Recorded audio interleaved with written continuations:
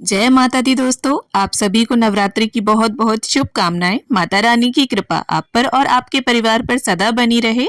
इसी मंगल कामना के साथ आज की इस वीडियो में मैं आप सभी के लिए अष्टमी और नवमी की बहुत ही सरल पूजा विधि लेकर आई हूँ।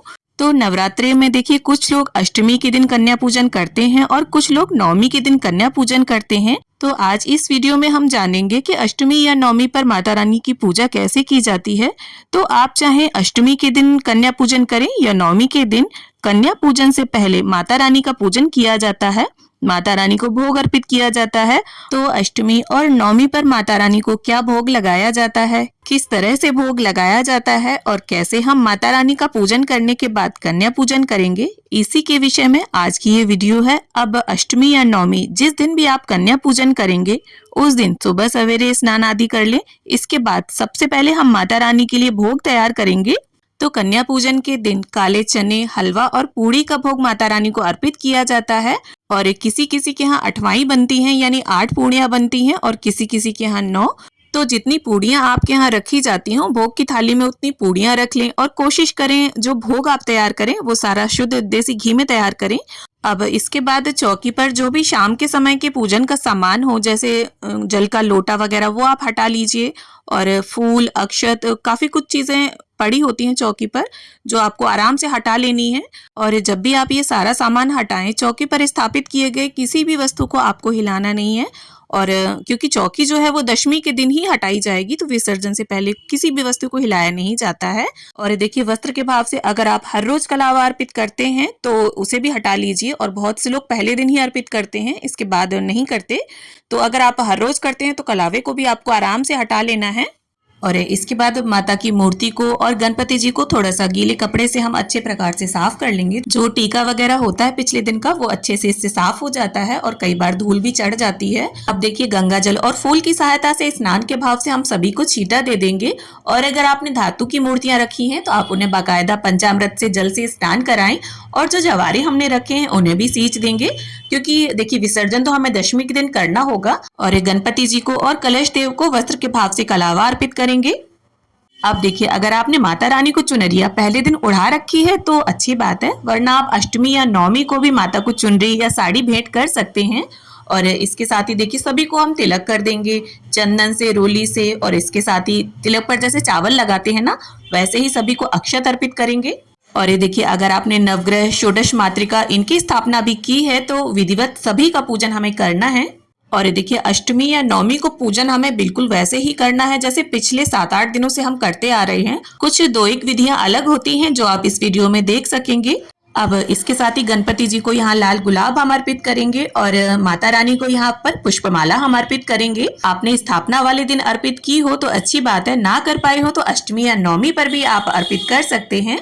अब इसके साथ ही सभी को हमने पुष्प अर्पित कर दिए हैं, इत्र अर्पित कर दिया है। और देखिए, अगर आपने पिछले 7-8 दिनों में माता को श्रृंगार की सामग्री अर्पित कर दी थी तब जरूरत नहीं है। अगर ना की हो तो अष्टमी या नवमी पर भी आप माता को कुछ श्रृंगार का सामान अर्पित कर सकते हैं।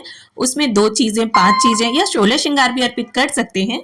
अब इसके साथ ही देखिए, अष्टमी या नवमी पर जिस दिन कन्या पूजन होता है उस दिन हमें विशेष भोग माता रानी को अर्पित करना होता है। उसमें काले चने, पूड़ियां और हलवा होता है। इसके साथ आप अगर कोई मिठाई या ऋतुफल रखना चाहें तो वो भी रख सकते हैं, या कुछ शुद्ध सात्विक पकवान और आपको रखना है भोग में तो बिल्कुल रख सकते हैं। और भोग के साथ जल जरूर रख दें, जैसा भी बर्तन हो आपका पूजा का, छोटा बड़ा। तो इस प्रकार बड़े ही प्रेम पूर्वक हम इसे माँ को अर्पित करेंगे। अब देखिए, मुख शुद्धि के लिए एक पान के पत्ते पर बताशा, 2 लौंग, 1 हरी इलायची, 1 सुपारी रखकर हम इसे माँ को अर्पित करेंगे। अगर आप ना अर्पित करना चाहें तो आप 1 लौंग का जोड़ा भी अर्पित कर सकते हैं। आप देखिए, अष्टमी या नवमी पर सबसे मुख्य जो होता है वो हवन होता है। हालांकि हम पूरे 9 दिनों में हवन हमने किया है, लेकिन कन्या पूजन के दिन का जो हवन होता है वो बहुत विशेष होता है। तो इस प्रकार से एक गाय के गोबर के उपले को हमने जला लिया है, अच्छे से गैस पर पका लिया है। आपके पास अगर गाय के गोबर का उपला ना हो तो आप नॉर्मल भी ले सकते हैं। और इसमें सबसे पहले हमें 5 आहुतियां घी की देनी है। इसके बाद आप चाहें तो हवन सामग्री की 5, 7, 9 इस तरह से आहुतियां दे सकते हैं। और जो भोग प्रसाद हमने माँ को अर्पित किया है, जैसे जितनी भी पूड़ियाँ आपने अर्पित की हैं, सभी पूड़ियों में से एक एक टुकड़ा आपको तोड़कर हलवे में मिक्स करके इसकी आहुति अग्नि में देनी है। और चने की आहुति अग्नि में नहीं देनी है क्योंकि इसमें नमक पड़ा है और नमक की आहुति अग्नि में नहीं दी जाती। तो दुर्गा माता के किसी भी मंत्र का जप करते हुए आपको 9, 11, 21 जितनी आपकी इच्छा हो उतनी आहुतियां आप दें। और मुख शुद्धि के लिए जो पान हमने अर्पित किया है उसे आप चाहें तो फोल्ड करके अग्नि में इसकी आहुति दे सकते हैं और साथ में थोड़ा घी जरूर डाल दें। घी डालने से क्या होता है, अग्नि प्रज्वलित बनी रहती है।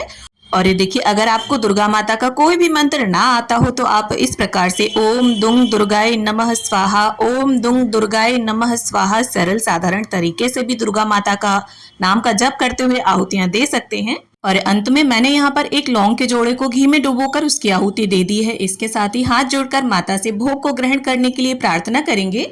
और इसके साथ ही पूजा में रही कमियों को संपूर्ण करने के लिए अगर आपने दक्षिणा पहले दिन या बीच में कभी भी अर्पित कर दी है तब जरूरत नहीं है। अगर ना की हो तो अष्टमी या नवमी पर आप दक्षिणा अर्पित कर सकते हैं। अब इसके बाद बड़े ही प्रेम भाव से हम गणपति जी की, माता रानी की, कलश देव की और अगर आपने और भी स्थापना कर रखी है नवग्रह षोडश मातृका तो सभी की हम आरती उतार लेंगे। देखिए, पूजा विधि जो है वो अष्टमी और नवमी की एकदम सेम रहती है, कोई अंतर नहीं रहता। बस होता क्या है, जिस दिन भी जिसके यहाँ कन्या पूजन होता है बस इसी विधि से पूजन किया जाता है। अब आरती करने के बाद सीधे हाथ में थोड़ा जल लेकर चौकी के आसपास फिराकर पूजा का आचमन कर लें। हाथ जोड़कर माँ से पूजा में रही कमियों के लिए क्षमा प्रार्थना कर लें और माँ से विनती करेंगे कि माँ अपना आशीष, अपनी अनुकंपा सदैव हम पर बनाए रखना और हमारे सभी दुखों को दूर करना। और इन दिनों में आपकी सेवा पूजा में मुझसे या मेरे परिवार के किसी भी सदस्य से कोई गलती हो गई हो तो अपना बालक समझकर हमें क्षमा करना। अब देखिए, इस पूजा के बाद और हवन के बाद अब हमें कन्या पूजन करना होगा और जो भोग प्रसाद हमने माँ को अर्पित किया है वो सभी आप अपने खाने में मिला लीजिए और इसके बाद कन्या भोज करिए, उनका अच्छे प्रकार से सेवा सत्कार करिए, पूजन करिए। और जो कलश हमने स्थापित किया है वो कन्या पूजन के दिन ही इस तरह से पूजा और हवन करने के बाद हम इसे उठा सकते हैं। और इस नारियल का भोग पहले माँ को अर्पित करें, फिर इसे कन्याओं को दें। इसके बाद घर के सभी सदस्य इसे ग्रहण कर सकते हैं। और नारियल जो है वो घर के पुरुष से आपको तोड़वाना है, हमारे यहाँ स्त्रियां नारियल नहीं फोड़ती। तो इस तरह से अगर आपके यहाँ नारियल का प्रसाद ग्रहण कर लिया जाता है तो आप जिस दिन कन्या पूजन करें यानी अष्टमी या नवमी पर तो इसे उठा सकते हैं। और ये चौकी जो है वो हमें दशमी के दिन ही उठानी है। पूरे 9 दिनों तक माता रानी को इसी तरह से दोनों समय भोग लगाया जाएगा, आरती की जाएगी और साथ ही हवन किया जाएगा। और अगर आपके यहाँ नारियल नहीं फोड़ा जाता, उसका प्रसाद नहीं बांटा जाता, फिर चौकी के साथ ही आप नारियल को उठाइए यानी दशमी के दिन। और बहुत से लोग देखिए नारियल को विसर्जित कर देते हैं और बहुत से लोग इसे मंदिर में रखकर आ जाते हैं। तो जैसा आपके यहाँ होता हो आप वैसा कर सकते हैं। और जिस दिन भी आपके यहाँ कढ़ाई रखी जाती है यानी जिस दिन आपके यहाँ कन्या पूजन किया जाता है उस दिन कन्याओं को अच्छे प्रकार से भोजन कराएं, उन्हें तृप्त करें और उन्हें कुछ ना कुछ उनका मन पसंदीदा गिफ्ट जरूर दें ताकि कन्याएं खुश होकर जाएं। और जब कन्याएं खुश होती हैं तो माता रानी भी इससे बहुत प्रसन्न होती हैं क्योंकि कन्याएं जो हैं वो माता रानी का ही स्वरूप मानी गई हैं। और देखिए, इस साल के यानी साल 2025 के जो नवरात्रे हैं वो बेहद ही शुभ हैं क्योंकि इस बार माता रानी एक तो हाथी पर सवार होकर आई हैं और दूसरा पूरे 10 दिनों के नवरात्रे हैं। 10 दिनों में तृतीय तिथि जो है वो बढ़ी हुई है और बढ़े हुए नवरात्रे बहुत ही अच्छे माने जाते हैं। तो आपको अष्टमी और नवमी की ये पूजा कैसी लगी कमेंट करके जरूर बताना।